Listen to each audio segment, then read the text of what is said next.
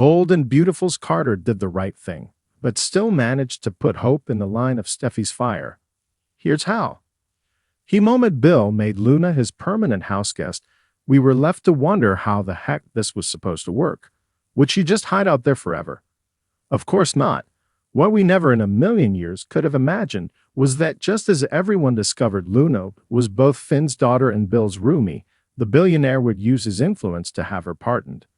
I'm at a complete and total loss where the Luna saga is concerned.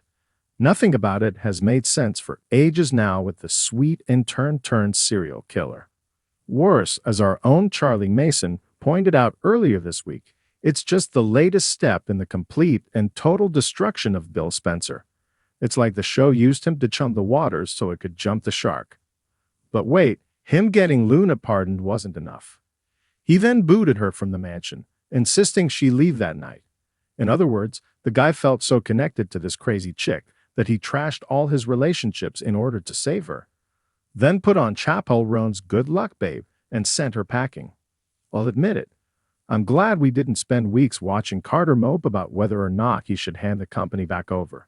Once he got the idea into his head, it was all over but the document shredding.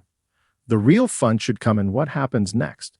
Because while Carter, Ridge, and Eric were all shaking hands and bonding over that damn stapler, Hope remained completely oblivious to what her beau had just done. Carter made Eric and Ridge kinda sorta promise that they'd keep the hope for the future line, which has, apparently, been rebounding for no good reason. But you know who wasn't part of that conversation? Steffi.